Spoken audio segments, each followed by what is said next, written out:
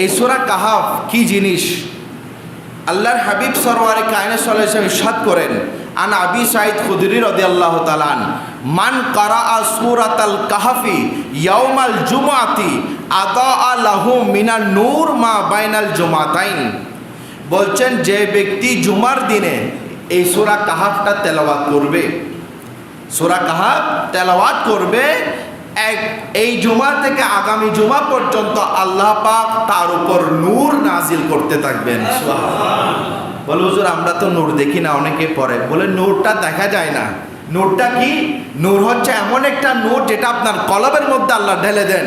যখন কলবের মধ্যে নূরটা ঢেলে দেন, তখন আপনার থেকে গুনাহ করতে ইচ্ছা আর হবে না। আপনার থেকে মন চাইবে নামাজ পড়তে, আপনার থেকে মনে চাইবে ইবাদত বন্দেগী করতে, আপনার থেকে মনে চাইবে ভালো কাজ করতে। এটার নাম হচ্ছে নূর। সুবহান। আপনার অন্তরে যখন নূর ঢেলে দিবেন, হিংসা চলে যাবে, গীবত চলে যাবে, অনইসলামিক কাজ চলে যাবে, অশ্লীল পাপাচার কাজ সব চলে যাবে। মনে করবেন আল্লাহ তাআলা আপনার উপর নূর ঢেলে দিয়েছেন। সুবহান।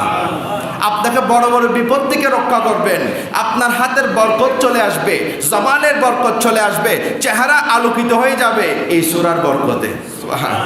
তো বলতেছেন যে যে ব্যক্তি জুমার দিন এই সূরা কাহাফ 18 নম্বর সূরা, এটা যে তেলাওয়াত করবে, আল্লাহ পাক এটা এমন নূর, যে নূর আল্লাহ পাক দয়া করবেন অন্তরের মধ্যে ঢেলে দিবেন।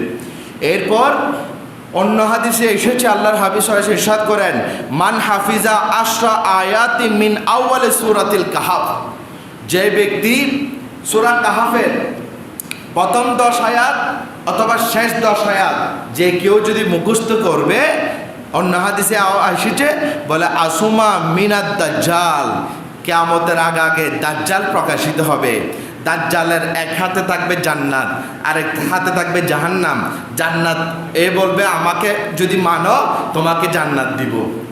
তো জান্নাতটা মূলত হচ্ছে জাহান্নাম, আর না মানলে জাহান্নাম দিবে, এটা মানে জান্নাত। তো সে এরকম করে মানুষকে জোর জবরদস্তি করে কাফেরদেরকে এভাবে তার দলে নিয়ে আসবে।